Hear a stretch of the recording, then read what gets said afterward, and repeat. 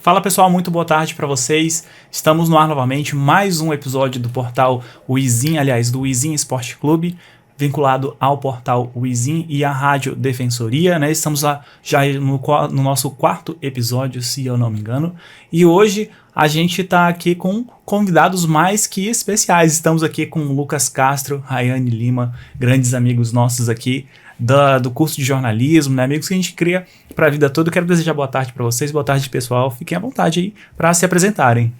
Boa tarde, Gabriel, boa tarde para quem tá ouvindo, assistindo a gente.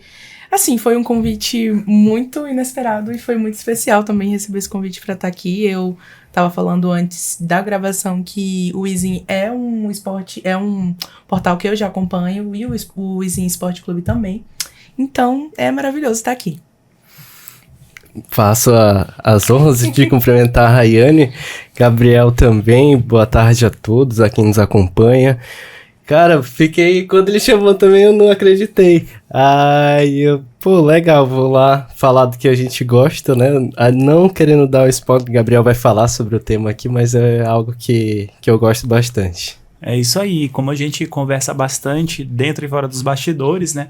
A gente escolheu falar hoje sobre Fórmula 1, que é um assunto que está muito em alta também e que é um esporte que nós três temos em comum aqui, uma paixão que nós temos em comum, né? Antes de tudo, quero agradecer à Rádio Defensoria pelo espaço cedido aqui a gente, um agradecimento especial também à Universidade Federal de Roraima, a professora Elisiane, que está apoiando o nosso projeto, né? E aí a gente vai abrir agora essa roda de conversa, né? Pra gente falar um pouquinho sobre esse esporte que a gente tanto ama, né? Falando aí, vamos abrindo esse bloco, né? Falando sobre essa popularidade, né? Eu sou de uma época que eu assistia Fórmula 1 com meu pai, né? Eu comecei assistindo com meu pai e aí tá aí até hoje. Eu não vou dedurar a minha idade, né? Mas né, eu sou da época do Schumacher ainda, na dominância da Ferrari, né? Então eu já sou bem antigo, né? Não sei vocês, né? Como é que foi essa proximidade com vocês aí na Fórmula 1? Então, eu não vou dedurar a minha idade, mas também assistia muito com o meu pai. Assim, já no domingo já acordava com aquela musiquinha, né, que todo mundo sabe, na Globo. Mas fui começar a me interessar por Fórmula 1 depois, já adulta, né, nos 21, 22 anos, acompanhando ali pelas redes sociais, que eu acho que foi um boom muito grande da Fórmula 1 nas redes sociais. E acompanhei a nova era, mas graças ao streaming, né, não vou adiantar os assuntos, mas graças aos streamings, a Drive to Survive, eu consegui acompanhar um pouquinho de antes do que eu comecei a acompanhar. Eu achei bem bacana isso. A história que o Gabriel contou se confunde muito com a minha, mas no caso era o meu avô. Meu avô sempre ligava ali aos domingos, não tinha aquela cultura de acompanhar o treino, era só a corrida realmente, e aí aos domingos pela manhã, toda vez ligado ali na Globo. E ele assistindo, eu acabei que sentava quando eu era pequena, um pouco depois da era do Schumacher, eu acredito que o Schumacher já pro final ali na Mercedes, sentava ali ao lado dele e acompanhava as corridas e achava interessante, mesmo sem entender nada, só acompanhando os carros ou as ultrapassagens, mas pô, legal. E aí surgiu esse meu interesse pela Fórmula 1, pelo automobilismo em si, né? Além de depois, mais adulto, adolescência, já pesquisar mais sobre o assunto, acompanhar essa nova era que a Rayane falou depois, que a gente vai comentar bastante do seriado, da série, né? Que se popularizou ainda mais, então atraindo um público bem maior que hoje tem, né? Principalmente entre os jovens, né? Já puxando esse gancho, a gente vê a diferença da época da presidência do Bernie Ecclestone, né? Que era o CEO da Fórmula 1. E aí houve essa venda para Liberty Media, né? Que foi quem comprou os direitos autorais ali da Fórmula 1, e onde teve um boom muito grande, principalmente depois que eles fizeram a parceria com a Netflix e se popularizou ali o Drive to Survive, né? E aí tem uma coisa interessante que você falou, né? Poxa, não tinha a época dos treinos, né? Eu acredito que depois disso que se popularizou os bastidores da Fórmula 1, né? A gente vê, por exemplo, o pessoal da Band fazer uma transmissão incrível, né? Eram horas e horas de transmissão, a Mariana Becker lá no meio dos pilotos, conversando com os pilotos. Paddock, né? Isso, o paddock, eu achava maravilhoso, né? Mas e aí, o que vocês acham dessa imersão, né, da Fórmula 1? Principalmente nessa mudança de mentalidade, porque a Fórmula 1 chegou numa era sombria em que ela podia até falir, né? E a Liberty Media trouxe de volta, inclusive, um público mais engajado, um público diferente, muito mais jovem do que era o público anteriormente, né? Eu acho que, assim, muitos esportes antes dessa questão da tecnologia, da internet, muitos esportes passaram por essa quase queda, né? Aconteceu muito com o basquete e agora com a Fórmula 1 também aconteceu. E eu acho que a criação do streaming mesmo da F1 TV, né, assim, foi uma grande sacada. Porque além de você conseguir acompanhar bastidores, entrevistas, a corrida, os treinos, os sprints, você conseguia também colocar no modo Kids. Eu acho que esse é um diferencial muito legal da F1 TV. Que, assim, tem os pilotos em animação, não são todas as corridas que tem, mas tem os pilotos sendo animados lá, explicando como é que funciona, de uma forma bem didática para as crianças. E tem crianças que se interessam por Fórmula 1. Né? Como eu gosto de dizer, uma criança, ela sempre vai pintar um carro de vermelho. Já tô entregando aqui a minha escuderia, óbvio. Nada tendencioso, nada tendencioso. Mas, assim... eu acho incrível essa sacada que eles tiveram de colocar esse espaço Kids, o que alavancou ainda mais na internet. Porque você via aquele diferencial, se popularizou na internet, como eu via muita gente falando no Twitter, né, que era super legal ver o Oscar Piastri como um bonequinho falando na televisão. Então eu acho que isso foi um boom muito bacana. Eu falei dessa época aí. Quem tinha TV por assinatura conseguia acompanhar os treinos que passavam por lá. Eu acredito que era no Sport TV. E a Globo também, que é interessante isso, tinha muita transmissão de Stock Car. Então isso aproximava também a cultura do brasileiro a acompanhar o automobilismo. Obviamente teve a época do Senna, que atraiu um público jovem brasileiro. Quem é brasileiro torcia bastante, mas a partir desse momento que eles passaram a ver os streams, a rede social... E o potencial de ter um público jovem, engajado, ter até mesmo o pessoal da nossa idade aqui, pouco aos 40 anos, também acompanhando ali pela rede social, ver uma série dedicada à Fórmula 1, abrigou muito, assim, abrangiu muito pra própria marca da Fórmula 1 como um todo. Eu gostava de jogar joguinho do PS2 de Fórmula 1, e agora os jogos é um simulador, que a galera que joga gosta bastante. Quem joga, aí já gosta de jogo de corrida e acompanha a Fórmula 1, conhece os pilotos. Então foi uma sacada que trouxe, a gente falou bastante desse público jovem. Se você vê nas redes sociais, até mesmo nas corridas aqui, a procura por ingressos no GP do Brasil assim, algo absurdo. Você tem que estar ali na fila de espera, senão não consegue comprar. O preço também, a valorização que teve nesse mercado foi enorme. E a gente percebe isso tanto aqui na nossa cidade. O pessoal pode ir num shopping aqui, consegue lá, tem os simuladores, tem a marca da Fórmula 1, as equipes colocam as suas camisas, tem aqui, a gente consegue ter um acesso mais próximo. E antes era impensável isso, eu acredito que lá por 2015 você não pensava em comprar uma camisa da Fórmula 1 aqui. De fato. Exatamente. Nosso amigo, inclusive, Ian Freitas, ele ia pra lá quase todo final de semana com os primos e passava horas no simulador. Então, assim, era uma coisa que fez muito sucesso e dava pra comprar tanto camisa quanto mini... Chaveirinho, action figure, os carrinhos também. Tem até os Funkos também agora dos pilotos, sim, né? Eu achei incrível. Gente, Lego. Eu tenho um Lego da Fórmula 1. Eu tenho aquele minizinho que lançou, que ia ser era pra ser surpresa, né? Você comprava e não sabia qual marca que vinha. Eu como sou ferrarista, quando eu fui na loja da Lego, eu baixei o aplicativo que dá pra identificar pelo QR Code, aí eu fui procurando o carrinho da Ferrari, obviamente. Eu dei 2 miniaturas da Ferrari pros meus filhos, eu tô arrependido já, porque já até quebraram, mas enfim. Mas você puxou um ponto muito interessante da americanização do esporte, de transformar o esporte em show. O Maradona falou na Copa do Mundo de 2018, que se a Copa do Mundo fosse nos Estados Unidos, eles iam dar um jeito de de transformar a Copa do Mundo em 4 tempos para dar aquele show, né? E a gente viu que realmente foi um show à parte, as transmissões nos estádios dentro dos Estados Unidos, né? A pausa para hidratação, né? Era a pausa de merchandising e tal, e o intervalo na final também foi um grande Super Bowl do futebol. De fato. Né? Então, assim, é uma coisa que me pega bastante, essa americanização dos esportes. Obviamente que a Fórmula 1, ela tem esse pé na Europa, vários pilotos são europeus, várias marcas são europeias, assim, de tradição. Mas hoje, lá, né? Hoje a gente vê cerca de 3 ou 4 circuitos nos Estados Unidos. 3, né? Sim. Miami, Las Vegas e...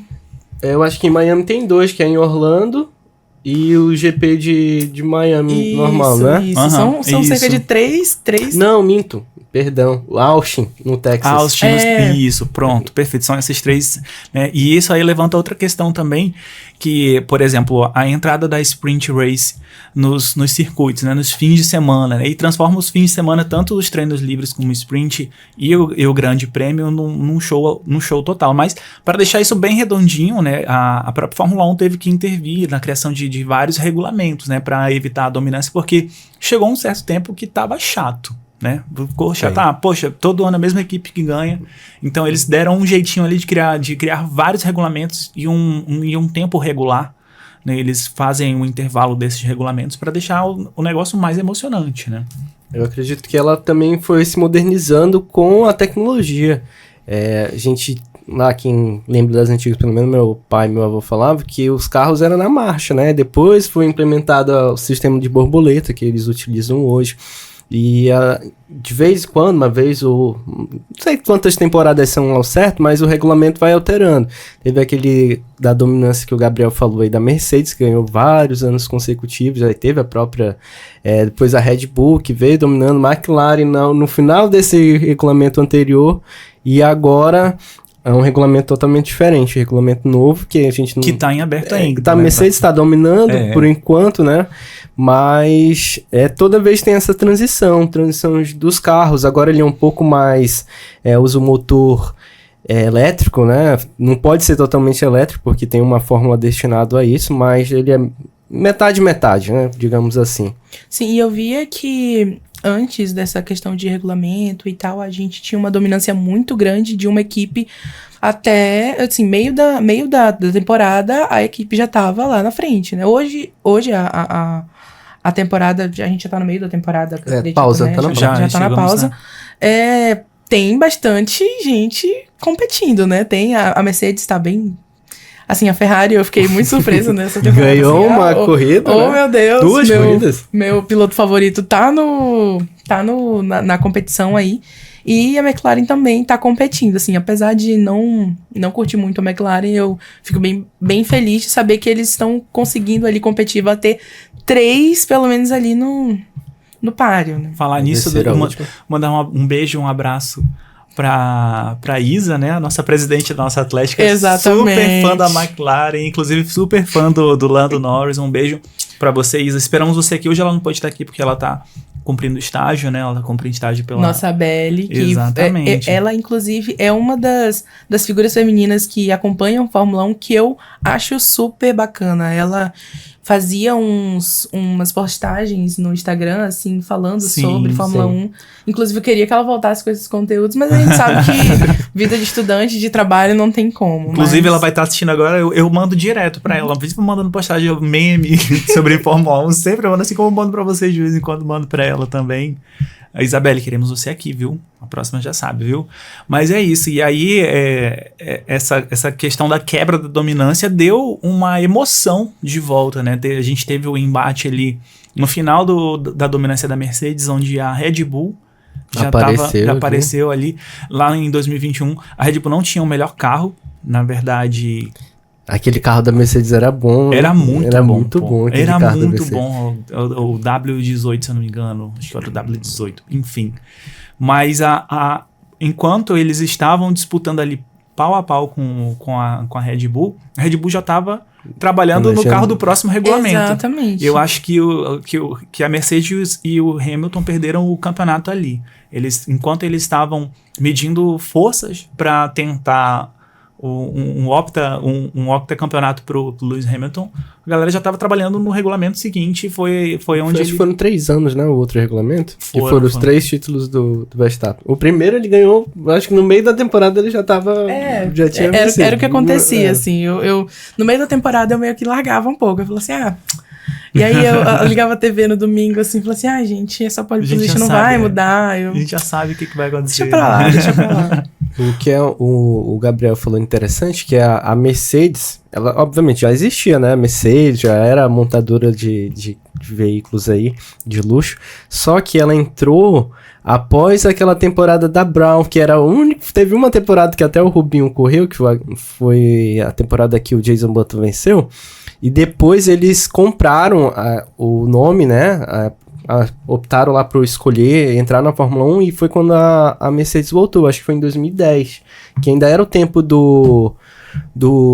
da RBR, que estava dominante, depois que a Brown venceu, e teve até o Schumacher que participou dessa evolução do carro naqueles primeiros anos, era o Schumacher e o Nico, e depois que veio o Hamilton para ganhar tudo que ganhou. Assim, só um adendo, que ele falou assim, foi lá para meados de 2010. Gente, em 2010 eu tinha 7 anos de idade. Então, assim, sim, acompanhando, assim, a gente consegue pegar umas coisas aqui ou ali, mas de 2018 para trás é tudo que meu pai me contava. Inclusive, quando eu comecei a me interessar por Fórmula 1, eu mandei mensagem para ele, né? Falei assim, pai, o senhor tinha alguma escuderia que o senhor gostava, que o senhor torcia? Ele falou assim, minha filha, eu sempre torci pela Ferrari.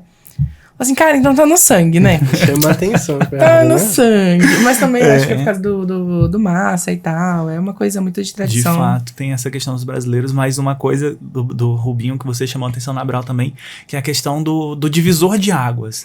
O efeito solo daquele carro da Brown GP, cara, era coisa de louco, assim. O acidente do Massa foi nesse ano? Foi nessa que era o Rubinho tava na Brown? O Rubinho tava... Não, na verdade, o acidente dele foi em 2007, foi com o Rubinho na BMW.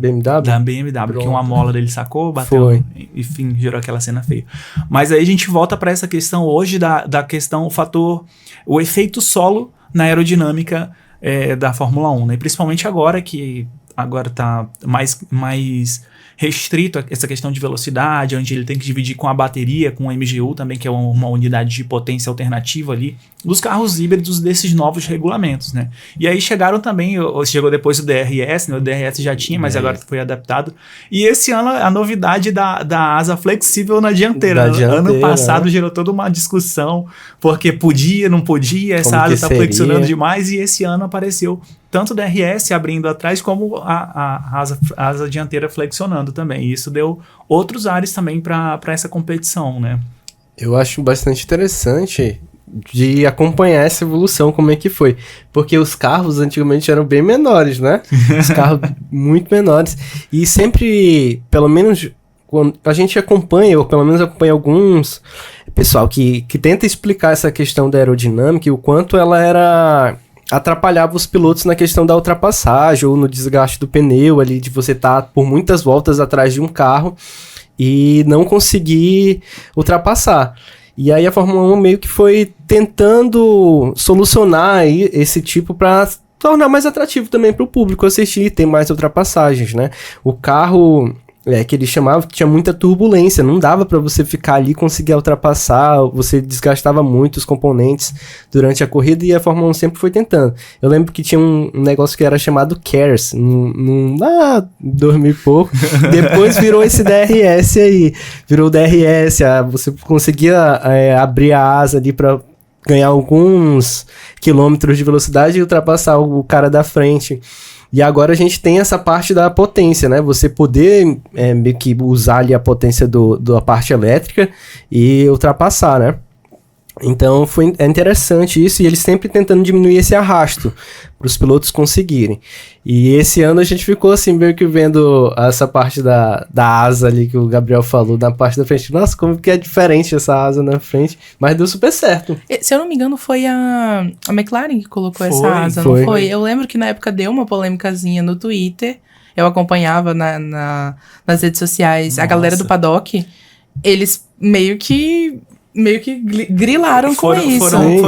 Foi todo mundo, foi o Frederic Vasseur, foi o Toto Wolff e o próprio Horner na época, também que estava na Red Bull, né? Todo mundo caiu matando em cima da FIA. Olha, isso daqui é uma trapaça, isso aqui não vale, isso aqui não pode, né? E eles conseguiram para pro próximo ano. Pode usar, só que no próximo ano. Ou libera pra todo mundo, ou não libera. Ou libera pra todo mundo e ninguém usa, né? E aí apareceu essa questão, né? Mas a gente falando agora, né, sobre as equipes, eu lembrei de outra coisa, né? Que você falou, poxa, sempre fui ferrarista, né? E um fenômeno que aconteceu comigo, né? Pelo menos comigo, eu sou muito fã do Hamilton, né? Sempre deixei isso muito explícito pra todo mundo, né? E todo mundo sempre me questionou assim, poxa, mas tu não era da Mercedes? Agora tu tá torcendo pra Ferrari? Não, cara, é porque eu sou fã do Hamilton. Mas voltando naquele fenômeno do Drive to Survive, que é um fenômeno mundial, né? Eu acompanho desde a primeira temporada. Nossa, que bacana, vou assistir aqui algo sobre Fórmula 1. Eu viciei, tô até hoje. E essa tática deu tão certo pra Fórmula 1 que aproximou principalmente o público americano, que era um público mais da NASCAR, da Indy, né? E hoje a gente vê uma certa preferência, uma certa predominância da Fórmula 1 nos Estados Unidos, né? E essa série criou esse fenômeno de a gente adotar pilotos, né? Eu sou muito fã do Hamilton, mas eu adoro outros pilotos também, inclusive quando o Daniel Ricciardo foi embora da Fórmula 1, eu morri por dentro, cara. Eu ia falar dele. Gente, Daniel Ricciardo tá assim, eu fico tatu aí até a morte do Daniel Ricciardo. Porque assim, ele era um fofucho. Demais. Ele abriu o primeiro episódio do Drive to Survive, se eu não me engano. Então assim, tava toda uma questão quando ele saía se ele ia sair da Red Bull e tal. E assim, vejo que agora ele não voltou a correr, mas agora ele tá vivendo, acho que a melhor fase da vida dele, assim. Tá todo barbudo, tá todo relax. Virou um hipster. Exatamente. Um hipster tá lá na Austrália batendo em algum canguru, não sei, não pode nem falar isso, gente. Desculpa, né? Brincadeiras à parte. Não, e essa questão do Lewis Hamilton na Ferrari, quando eu acompanhava, antes dele entrar na Ferrari, eu era muito smooth operator. Eu era muito Carlos Sainz, assim. Nossa, eu também. Ele era o primeiro piloto pra mim. Assim, não era o Leclerc, ele era o primeiro piloto. Conseguiu o desjejum saída do desjejum de vitórias da Ferrari, né, em Las Vegas. Assim, eu não entendi por que ele saiu. Assim, enfim. E quando eu fiquei sabendo, eu lembro até hoje, foi dia 2 de fevereiro de 2025, quando o Lewis Hamilton conseguiu, assinou o contrato e saiu, e assim, eu fiquei em choque. Porque antes da Ferrari, era sempre o Lewis Hamilton. Eu olhava a posição, aí eu olhava os dois da Ferrari e eu olhava onde é que tava o Lewis. Uhum. Geralmente ele tava bem lá atrás, né? O carro pôde, da Mercedes. E aí, quando ele entrou na Ferrari, assim, eu quase corri a sala toda, corri na sala, assim, subindo pelas paredes. Cara, as narrativas, voltando lá pro Drive to Survive, é muito foda como que eles fazem as narrativas de intriga dos pilotos. Sim, eu acho muito bom. Inclusive o próprio Max, desculpa te interromper, o próprio Max reclamou, ele falou, não vou gravar porque vocês ficam criando intrigas entre a gente que não existe, pô. Sim, isso, e os pilotos odeiam realmente, alguns, né, eu não gosto de estar ali participando, de ter o nome... Só que ajuda muito a engajar o público. Isso pega demais de tu saber como que o cara, mesmo sendo uma narrativa ali tendenciosa, né, digamos assim, como que o piloto se porta ali nos bastidores com a equipe, com seu companheiro. Como que é a vida do piloto por trás ali, saiu do carro, como que é a vida dele. E eu sempre quis saber isso. Eu acho que a maioria que é fã quer saber. Eu gosto de ver muito que no último GP ele sempre se reúne pra um jantar. Sim. Aí toda vez essa foto sai. Aí teve o momento lá que o Russell e o Verstappen estavam brigados.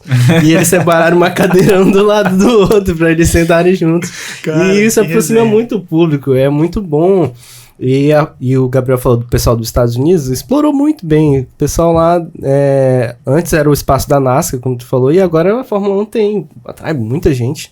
Antes era só na Europa e tal, Na Ásia o pessoal é bastante apaixonado também pela... É incrível, incrível de fato. Como lota, né? Como lota as arquibancadas quando tem o grande prêmio lá nos Estados Unidos, seja em qualquer um dos circuitos, né? E essa questão do Daniel Ricciardo, assim, também, cara...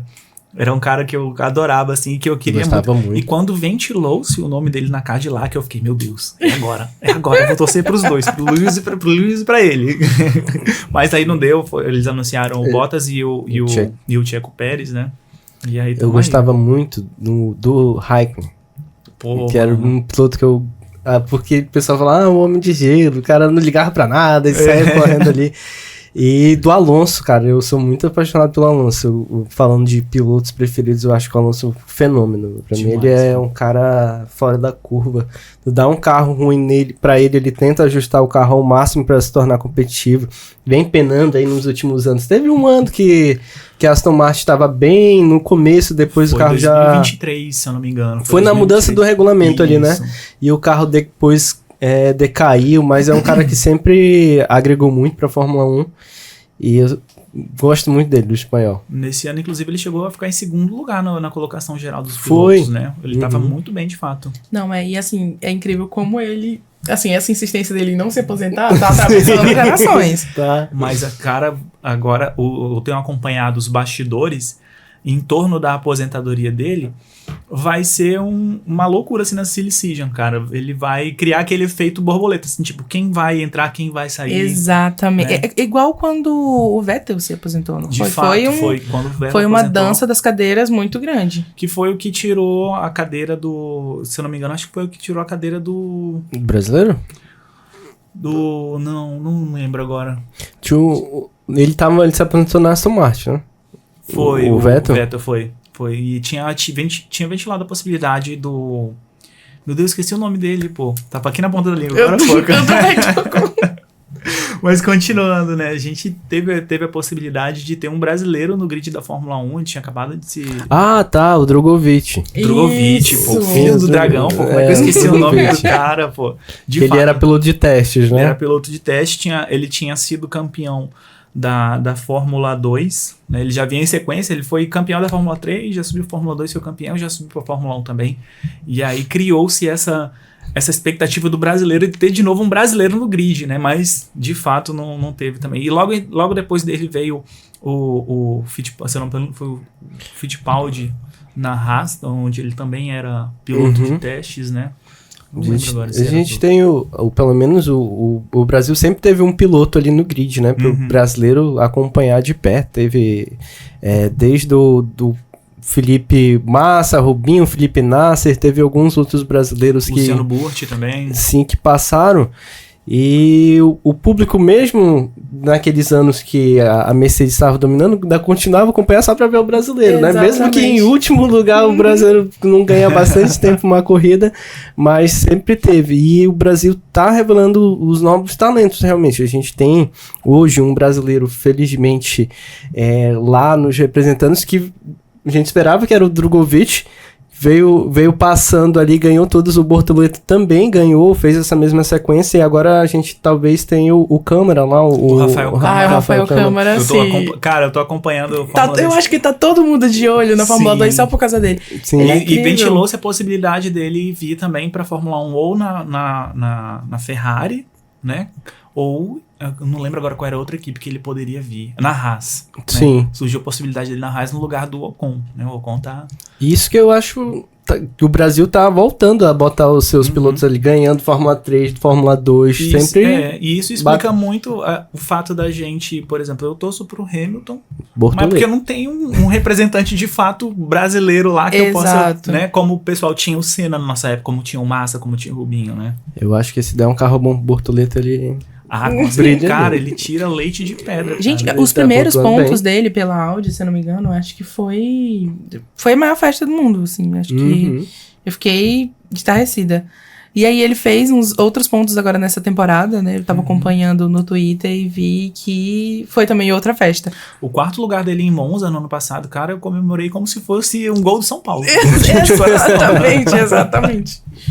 Muito próximo ao pódio. Pois é, e eu acho que o o Câmara, o Rafael, né? Uhum. Talvez pinte aí, quem sabe, a gente sabe que Fórmula 1 é muito dinheiro, né?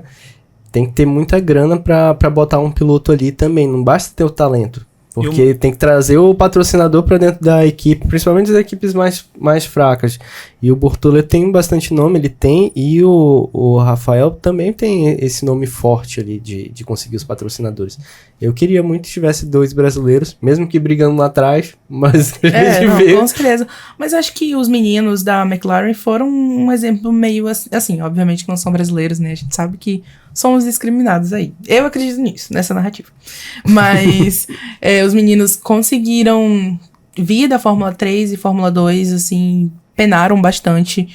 Essa questão do Oscar Piastri também, ele quase não entrou na McLaren. E aí, quando ele entrou, penou também pra conseguir conquistar o lugar dele. Eu acho que o Bortoleto só tem isso mesmo, assim, de empecilho. Conquistar o lugar dele, porque ele realmente é um piloto muito bom, assim, a gente vê que... acho que a corrida tá no sangue dele, não tem como. Talvez ele possa dar um pulo, né, pra próxima temporada. Com Quem certeza. sabe ele não consegue mais ter um contrato longo, mas... Ele chamou a atenção de muita Sim. gente, né? Desde do ano de estreia dele, ele chamou a atenção de muita gente. Exato. E ventilaram vários rumores dentro do paddock de ele assumir outras equipes, inclusive a própria Aston Martin, né? Mas um fato curioso é que quando eu comecei a acompanhar a Fórmula 2, foi no ano em que o Piastri foi campeão. Acho que foi de 2021 que ele foi campeão e tal. E em 2022 ele vira piloto reserva da... Ele era Alpine. Isso, na época era Alpine com a Racing Point, negócio assim, né? Era meio rosa ainda. E aí surgiu toda aquela treta entre a McLaren e a Alpine, né? Eles brigando ali pelo Piastri. Sim. A Alpine anunciando ele e ele que ele desmentindo no certo, Twitter, né? Ele falando, Não, olha onde é que eles estão hoje. E a Alpine nem existe mais, não? Agora tu imagina se essa decisão tivesse sido o efeito borboleta, meu Deus do céu. Mas foi uma situação que ficou feia, assim, a Alpine anunciando ele como piloto para a próxima temporada e ele desmentindo, falando, não assinei nada, não tem nada certo com a Alpine, na verdade vou para a McLaren. Pô, E mas eu acho muito massa principalmente fim e meio de temporada que tem esses nomes são ventilados aí.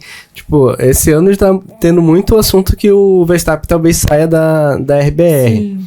E aí tem outros pilotos, o Leclerc e o Hamilton, talvez um dos dois saia. Então tem muito esse meio de temporada que talvez possa definir alguns nomes para o ano que vem. E até quando entrou a nova equipe no grid, a Cadillac. Teve também bastante. Quem é que vai ser os pilotos lá da Cadillac? E todo mundo ansioso, esperando ali para ver quem ia ser.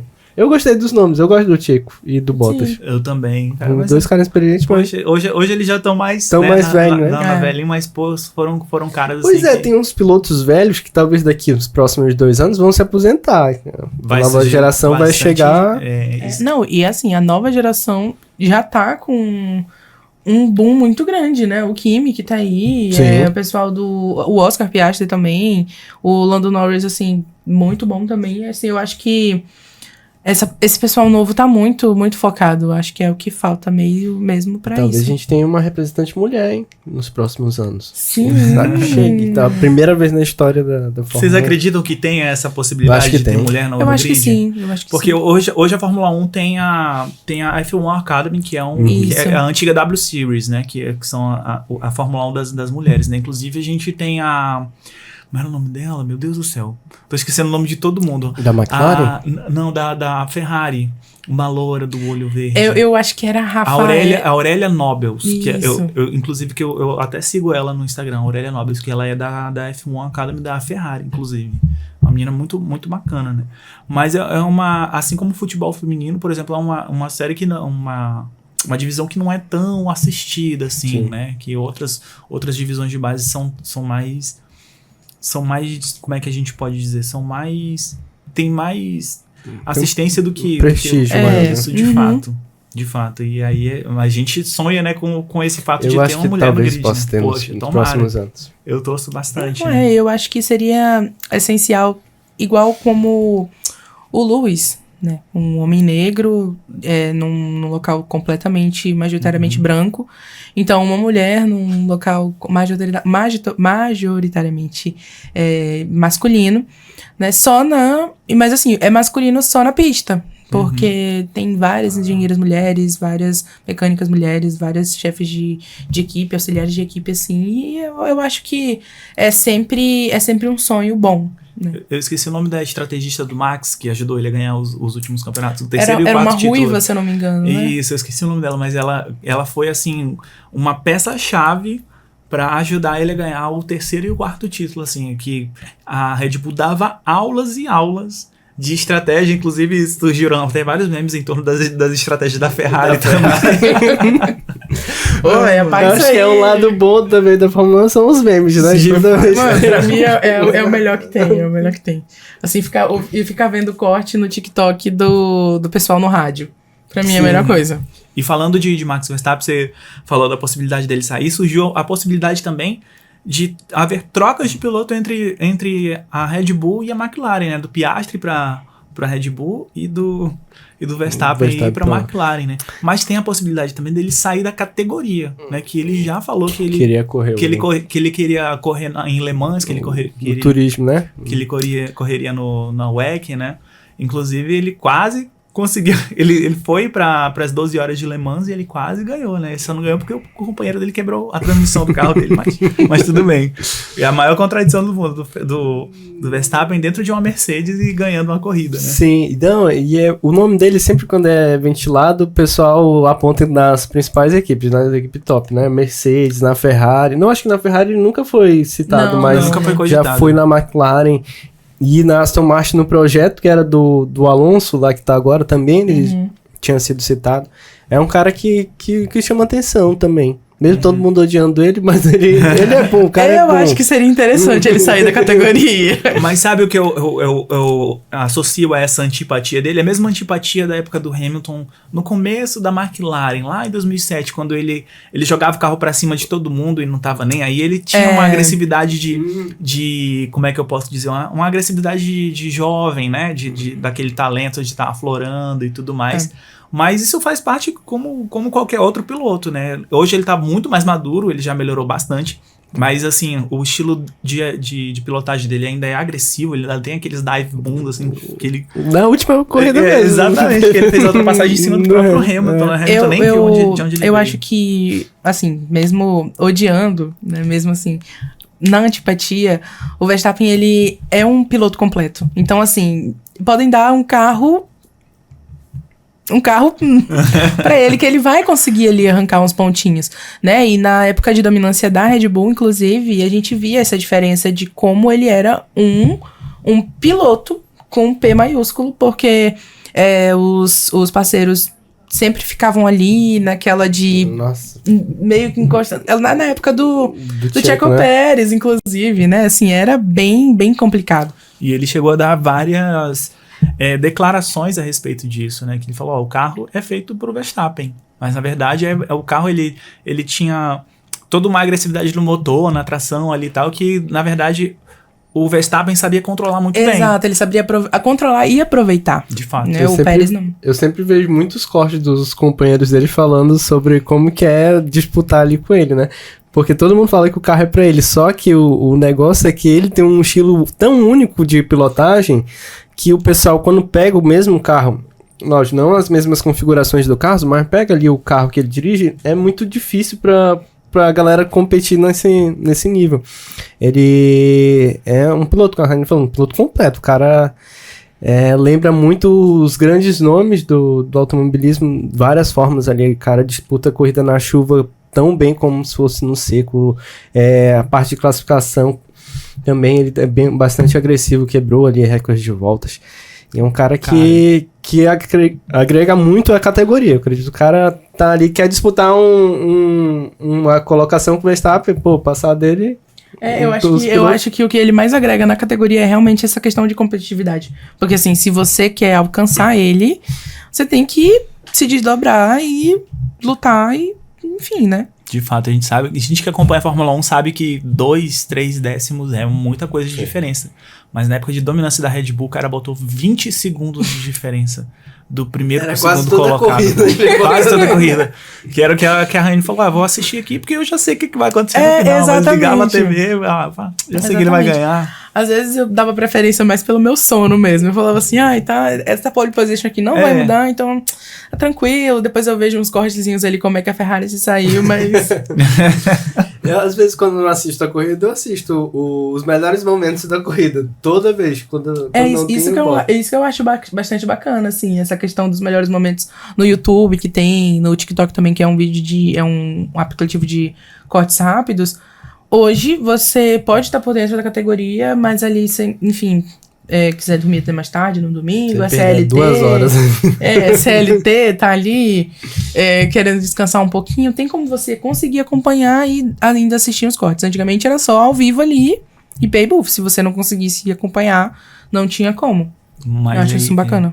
Nesse caso, acho que o Verstappen indo para outra categoria, ele vai arrastar uma multidão assim também, né? A gente teve esse exemplo nas 12 horas de Le Mans, foi público recorde, assim, não ele quer, né, disputar a de Nürburgring, que é a principal zona ali, não entre as 3 principais, mas precisava passar por essas outras provas, né, pra poder ir pra lá. De fato. Viu que na época que ele tava tirando a licença, que eu acho que tem que tirar uma licença pra correr ali, todo mundo ali, o pessoal da Fórmula 1, na semana passada o Verstappen tava correndo não sei o que na categoria, na própria transmissão. Que é o cara que chama atenção, né? De fato, gente. E aí a gente falou um pouco sobre essa questão remetendo ao Lewis Hamilton e o Verstappen quando eram jovens, né?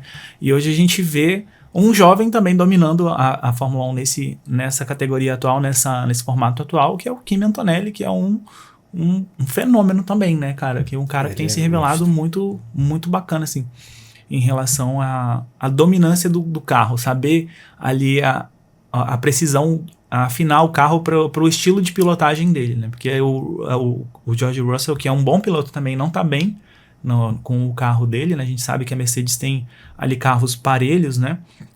Tirando como exemplo na época do Bottas e do Lewis Hamilton, né? Que os dois conseguiam tirar muito bem, extrair o melhor do carro e eles ganharem os campeonatos de construtores assim com larga vantagem, né? Mas aí a gente tá tendo essa disparidade muito do que era, por exemplo, com o Verstappen com outros companheiros, né? Mas o Kimi ali com a genialidade dele liderando aí o campeonato de pilotos, né? Se encaminhando aí para um título mundial já não é o seu ano de estreia, né? Mas o ano que ele tá 100%. 19 anos, seria né? o piloto mais jovem? Eu acho que sim, ele né? tem 19 anos. Ia ganhar... Toda vez que eu ouço o nome Kimi Antonelli, vem na minha cabeça um vídeo que tem dele chegando na escola. Acho que tinha 18, acho que foi no ano passado, na temporada passada, eu não lembro. Ele chegando na escola com a irmã, num carro esportivo azul. E todo mundo assim, oh my god, ele chegou, nananã. E assim, bem filme americano. É muito engraçado saber que no domingo você tá correndo, você tá ali a mais de 300 km por hora arriscando sua vida, e na segunda-feira você tem uma prova de matemática na escola. De fato. Então, assim, acho que ele realmente é um dos pilotos jovens que tem se destacado.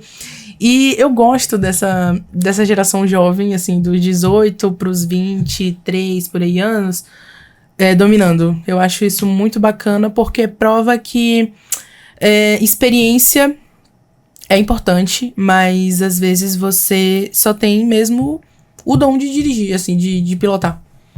Eu gosto muito dele. Ele apareceu no Drive to Survive. Ainda bem curumizinho, 16 anos, 15 anos. E sempre foi uma aposta do Toto. Sempre foi tratado ali dentro da Mercedes como o cara que ia ganhar um título para a equipe. E eles vieram trabalhando assim como foi o Lando na McLaren.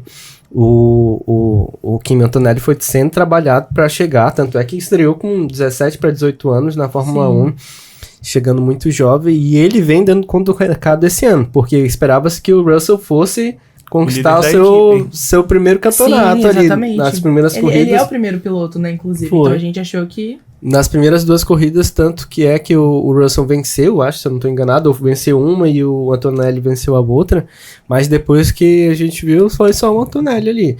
Ele estava numa sequência de 3 GPs que não ganhava, mas voltou a vencer, eu acho que na Bélgica, não sei se foi na Bélgica ou foi no anterior, e tá sempre ali no topo, ele tá sempre em cima, tá com uma vantagem boa pro Hamilton. nessa pausa agora, vamos ver como o pessoal trabalha muito os engenheiros, eles são sensacionais também. Porque no verão eles trabalham demais, ó. Mas eu ainda tenho a minha fezinha no Hamilton, viu? Eu também tô torcendo. A Ferrari vem ganhando bem, né? Então, um menino jovem, que a Raine falou, os jovens vêm dominando as categorias anteriores e vêm chegando na Fórmula 1 mostrando que podem competir com os veteranos, podem competir com equipes melhores, chegar numa equipe top e não sentir a pressão, assim como foi com Piastri, o Lando estreou muito jovem, o próprio Verstappen também estreou muito jovem. E ele é um menino diferente, realmente. O pessoal fala que ele lembra muito o Senna, e teve no GP do Brasil no ano passado, eu lembro que ele estava lendo um livro do Ayrton Senna no parque. Ele é muito performático. É demais. E de fato, a gente tem que tirar o chapéu pro Toto Wolff, assim, porque foi o cara que sustentou a aposta dele. Falou, esse cara vai trazer um campeonato pra gente de fato. E inclusive, essa escolha dele levantou até uma questão dentro da Fórmula 1, que é conceder a licença para dirigir na Fórmula 1 para pilotos menores de idade. Às vezes, como é o caso dele, não tinha nem a carteira de motorista e já tinha uma super licença, né? Isso levantou uma questão muito grande, mas de fato é um cara que está trazendo muitas alegrias e que tá despertando muito a frustração do companheiro dele. E é italiano, tem isso aí. Exatamente. Já pensou outro Kimi na Ferrari aí, futuramente? Quem sabe, ia né? Ia ser muito massa, Ia ser né? muito massa. Não, e você falando da licença pra dirigir antes de ter a licença de dirigir pra carro de Fórmula 1. Exatamente. O Drogovic, se eu não me engano, foi um deles. Tem um vídeo do Drogovic estacionando, indo fazer uma baliza num carro, e ele bate o carro. E é muito engraçado isso. Eu vi aquele vídeo a primeira vez e falei assim, gente, acho que eu tenho um passezinho livre pra bater o carro, então. Se esse aí não tá conseguindo... Super piloto, né? O próprio Leclerc em Mônaco lá bateu a Ferrari dele também. Então tá tranquilo. E aí, vocês falando de promessa, tem outra situação que é o caso do Leclerc, que é a eterna promessa da Ferrari, que foi um cara que foi trazido muito jovem também. Assim como o Piastri, assim como o Lando, né? Foi trazido pelas equipes respectivas. Ele veio da antiga Alfa Romeo, né? Pra ser companheiro de equipe de nada mais nada menos do que Sebastian Vettel, né? Um multicampeão ali. E aí houve, assim, uma rixa, né, no começo da juventude versus a experiência, né, onde ele prevaleceu. Mas, assim, cara, eu já tô num nível, assim, que eu tô falando, Ferrari, eu acho que é melhor você já deixar esse cara aí, né? Porque, tipo, uma eterna promessa e não vinga, né? Ele tá sempre prometendo, né? Não consegue entregar nada. Mas, assim, a questão... Quando o Lewis entrou na Ferrari, inclusive, foi uma grande discussão pra saber quem ia ser o primeiro piloto, né? Uma coisa assim, que eu não entendi. Por que foi uma grande discussão? Como é que houve uma discussão entre saber que o Lewis Hamilton com 7 campeonatos, né? Enfim. Mas é uma coisa que eu acho que bastante ferraristas estão começando a desacreditar mesmo, pensando... da forma que tu estás pensando, né? De, assim, promete. Eu acho que seria bom pra ele ganhar um ar novo também, um Leclerc. Sair ali daquela pressão da Ferrari e mudar exatamente, ele tem uma pressão muito grande ali. E aí, com a entrada do Lewis, aumentou. E aí, acho que ele ser... Não primeiro piloto, mas ele ser, assim, um destaque de uma outra escuderia ia ser essencial pra ele. Tanto pra autoestima de um piloto, né? Eu acho que isso é essencial, quanto para o trabalho dele e o desenvolver da direção dele. E voltando na época do anúncio do Lewis Hamilton na Ferrari, na verdade foi um rumor que tomou grandes proporções, né? E aí acabaram cedendo a pressão e anunciaram ele no começo do ano, sendo que ele tinha contrato até o fim do ano com a Mercedes ainda, né? Então ficou um climão muito estranho. Mas quando surgiu esse rumor, quando surgiu essa notícia, eu pensei assim, poxa, vai ser o Sainz e vai ser massa, né? Vai ser o Sainz e o Lewis Hamilton exatamente equipe, né? o que eu pensei, foi exatamente E aí isso. chegou a notícia de que Sainz chegou a notícia que o mundo não acreditou, né? Que Sainz foi botado de escanteio. Cara, e o Sainz, assim, tipo, dentro da equipe, ele era o que mais pontuava, foi o que tinha acabado de ganhar um grande prêmio, né? Pela Ferrari. Foi o GP de Las Vegas, se eu não me engano, que ele é o último da temporada, né? E aí foi ali na garra dele, durante a corrida, em um dos treinos, eu acho que no segundo treino, ele bateu o carro da Ferrari tinha um bueiro. pino, num bueiro. A tampa de bueiro. Foi super preocupante, porque nessa batida ele sentiu a coluna dele, assim, ficou bem, ele meio que se assustou. Ele se assustou por causa da coluna, mas no outro conseguiu, assim, pontuar e foi, assim, incrível. Eu acreditava fielmente que ele iria ficar. Então, quando anunciaram o Lewis, foi uma grande felicidade pra mim, mas quando anunciaram a saída do Sainz, caiu o meu mundo. Que é um cara injustiçado, né, entre aspas. Porque na McLaren, ele sai pra entrada do Daniel Ricciardo. E ele tava indo muito bem na McLaren também. Exatamente. Ele passou por um monte de equipe boa. Ele foi pra Renault um tempo, ele foi da Red Bull, não foi no Red Bull? Ele começou ele na Alpine. Alfa. Na época era Alfa Tauri, não. Como era o nome? Toro Rosso. Toro Rosso. Ele começou na Toro Rosso, inclusive ele foi companheiro de equipe do Max Verstappen também. Os dois viviam brigando ali. E o engraçado é que era eles brigando na pista e o pai deles brigando no paddock, que era o Jos Verstappen e o Carlos Sainz pai, né? Que é um piloto, inclusive, pra quem tá assistindo a gente, recomendo que vocês pesquisem aí sobre a história do Carlos Sainz dentro do rally. O cara é multicampeão dentro do rally, já ganhou não sei quantos milhões de rally Dakar aí. Então, é um cara que traz no sangue, né, a história do automobilismo, né? E é assim, o Sainz, eu acho que ele é um piloto de competição de campeonato, gente, não tem como. Mas ele é desacreditado. Eu acho que nenhuma equipe chegou e falou assim, olha, eu vou dar um carro bom pra você ser competitivo, pra você ganhar o campeonato. Agora, né? Não, pois é. Nunca ninguém chegou pra ele e falou assim, meu filho, me dá tua mão que a gente vai conseguir. Tinha uma Ferrari, mas aí depois largaram. Tinha uma Ferrari, mas não tinha uma Ferrari. Largaram a mão dele depois e falaram assim, gente, então... É o destino, ele é predestinado a não conseguir. Uma McLaren, mas não era McLaren boa. Nunca teve um carro bom, assim, de fato, pra brigar por alguma coisa, né? Eu fiquei muito animado também quando ventilaram o nome dele, na época que o Pérez estava saindo da Red Bull, de botar ele na Red Bull. Sim, lembra que surgiu esse rumor? Sim. Eu fiquei muito feliz. Caraca, já pensou? E se ele pegasse aquele carro da Red Bull, eu tenho certeza que ele ia dar trabalho pro Verstappen. Ele ia dar muito trabalho, assim. Ia ser Absolute Cinema, ia ser muito bom. Pô, eu acho legal que tem uns caras que são bons, mas não são bons pra título. A gente falou do Leclerc, que é um cara que tu vê que o cara é muito bom, mas não bom pra ganhar campeonato. Pelo menos não até agora. Aí teve quando tava disputando o Lando com o Piastri, a gente esperava que o Piastri fosse levar vantagem, mas não levou vantagem. E agora a mesma coisa com o Russell. A Mercedes também apostou nele por algum tempo, né? Porque ele era da Williams, mas ele era emprestado pela Mercedes. Depois que ele voltou, a gente esperava que ele fosse. E agora o Kimi tá destruindo ele. Assim como outros pilotos também, que esperava-se que o cara ia chegar lá e ia ganhar tudo. Mas... principalmente nesses últimos 2 prêmios foi de Spa. E o anterior, não vou me recordar agora. Foi o Mônaco. Foi o Mônaco. Enfim, que ele teve problemas com o carro, bateu e tal, e ele deixou transparecer a frustração dele, né? Eu acho que essa frustração muito se diz por ele não estar entregando o resultado e o companheiro de equipe dele ser líder do campeonato com uma certa vantagem em relação a ele, né? E tá agregando mais pontos também em relação aí ao carro da Mercedes, né?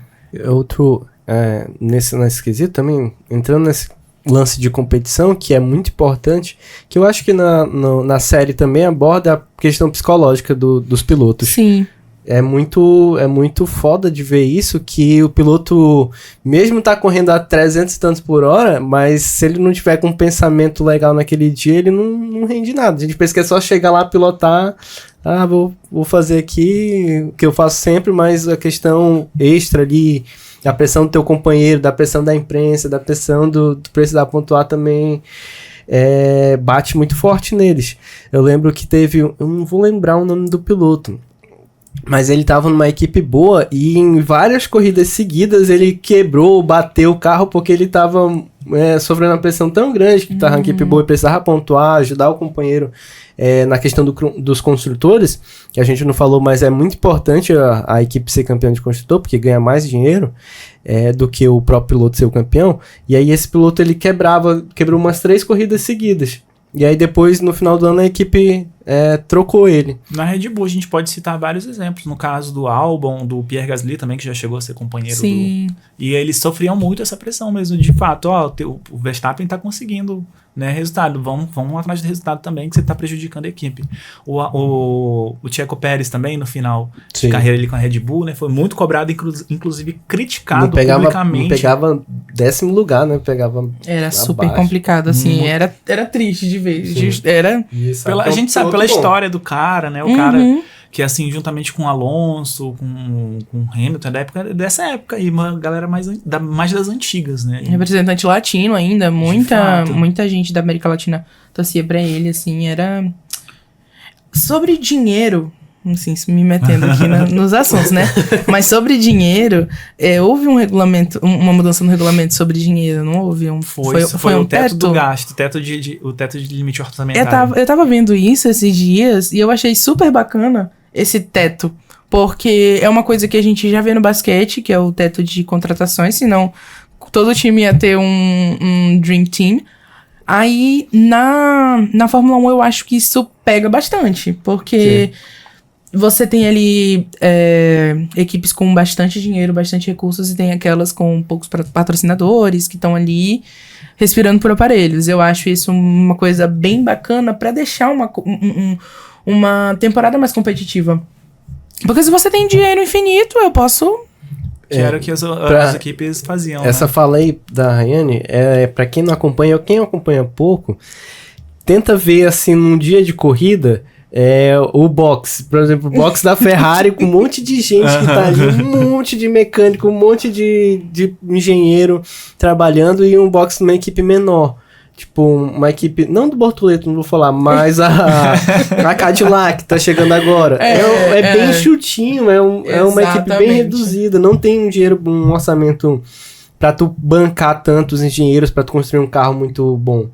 E aí entra na questão dos equipamentos também. O cara usa uma asa lá não sei qual é a asa que tá mais top nessa temporada, mas num formato que ganha tantos segundos o carro, mas muito se passa pelos engenheiros ali na fábrica, o pessoal trabalhando, tem muita gente trabalhando, não é só ali na pista não dos caras. Exatamente. Então inclusive, esse teto é muito bom por causa disso. Teve um meme, inclusive com o pitwall da Haas, não sei se vocês lembram, que tava só o Gunther, que é o líder da equipe, né, e os engenheiros do lado, né, tipo um negócio minúsculo assim, e a Haas é um grande exemplo de um sobrevivente dessa questão orçamentária, né, que eles com baixo orçamento eles conseguiam extrair muita coisa do carro, inclusive chegar a várias pontuações, né. O próprio Gunther Steiner, que é outro personagem que a gente pode citar do Drive to Survive, que ficou muito famoso também. Eu acho ele, assim, incrível. Era uma figura. E ele no controle, assim, da Haas era emocionante. A gente via ele surtar lá e era teve muito tempo de tela, né? Nas primeiras temporadas. Sim, ele teve muito tempo de tela. Mas também, gente, os apertos que ele passou, não tinha como. Cara, ele aguentou muita coisa. De fato, ali, cara, foi muito macho ali pra estar na frente daquela pressão zona, né, que ele sofria. Principalmente dos patrocinadores, do próprio Gene Haas, que é o dono da marca, né. Aquele cara ali, guerreiro demais. Hoje, inclusive, eu acho que ele tá super amigado com o antigo chefe de equipe da Ferrari. Que é o Mattia Binotto, né? Que tá na Audi. Isso, eles juntos eram muito engraçados também. De assim, era muito bom assistir. E é outro cara que pegou uma bomba muito grande na época. Gente, que o Mattia Binotto pegou aquela Ferrari. Coitado, assim, eu tinha tanta pena do bichinho. Não tinha como. Mas foi um cara, assim, que agregou, eu acredito que agregou bastante, né? Agora, uma situação que eu acho muito engraçado, que o Hamilton hoje deve estar muito arrependido de ter saído da Mercedes, pô. Porque, pô, o próprio Toto Wolff falou, olha, eu te prometo que daqui a tantos anos o carro vai estar bom e você vai ser octacampeão. E ele não sustentou, né? Não conseguiu sustentar e ele simplesmente saiu e o Toto cumpriu a promessa dele. Hoje eles têm o carro mais dominante do grid, né? Impressionante, inclusive. Mas eu meio que... eu não culpo muito o Lewis, assim. Eu acho que ele, com certeza, deve sentir um pouquinho de remorso e tal, por saber a situação do Kimi hoje. Ele deve estar se mordendo de raiva, mas enfim. Eu não culpo muito ele porque ele já tá 40 e poucos anos já, né? 41, 42. Da última vez que eu vi, ele tava com 42. E, assim, o tempo tá passando, né? Ele precisa...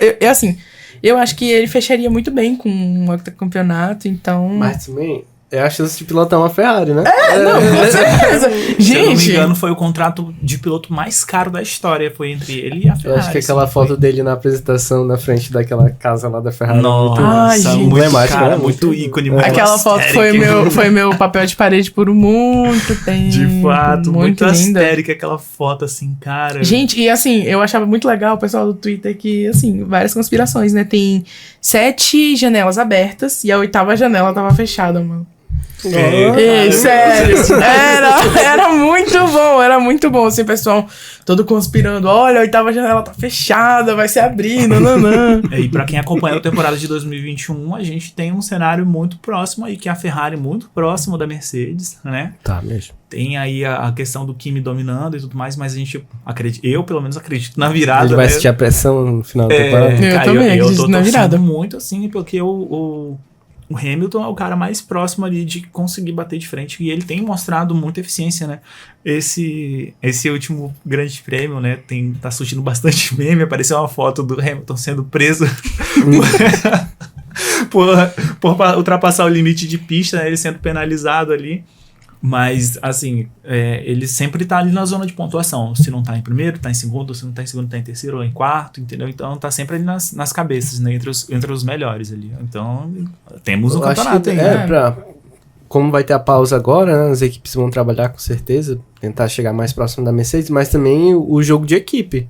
Se o Hamilton tá na frente, talvez o Leclerc possa ajudar ele ali.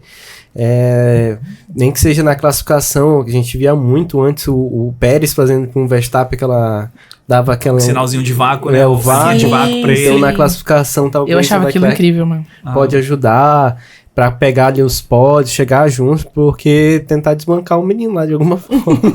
Várias situações que eu achava incríveis, tipo, pô, como é que eles conseguem trapacear dentro da lei, pô? Mano, sim, assim, era uma coisa que eu ficava... coisa de Red Bull, gente. E outra situação também foi o Lando Norris ganhando o campeonato em cima do Piastri, né? Aí foi briga. Que eu achei assim, não entendi por quê, né? Pô, foi no ano passado, né? Ano passado eles disseram... O Verstappen até chegou nessa briga. Eu acho que eles não fizeram jogo de equipe antes. Pois é, tipo, era pra eles... Assim, no ano de 2024, teve aquela confusãozinha, né? Os dois estavam muito bem, mas eles acabaram priorizando o Norris. De fato, o Norris estava um pouquinho melhor. Mas ano passado, cara, o Piastri estava assim com uma larga vantagem. E o pessoal da equipe da McLaren já tinha dito, olha... Não vamos ter preferência de piloto. O melhor... que tiver na frente... vai ser a prioridade. E aí não foi o que aconteceu, com vários episódios deles pedindo pro Piastri ceder passagem pro Norris. E aí eu achei isso muito feio. Foi uma coisa que eu também não entendi, né? Na época eu fiquei... A briga escancarada pra todo mundo ver, né? Não precisou nem de Drive to Survive pra mostrar, né? Com um climão, de fato, né? Aqui é a nova temporada, bora ver como vai ficar. Hein? Falando em nova temporada, só um adendo. Quando saiu o Lewis na Ferrari, mano, eu fiquei muito ansiosa pelo episódio de Drive to Survive que ia ter esse babado, né? E foi justamente o primeiro. Eu assisti o primeiro, aí eu pude descansar, assim. Ficar, não, tá tranquilo. Mas foi muito engraçado esse por trás dessa contratação. Foi uma loucura. É histórico, isso, gente.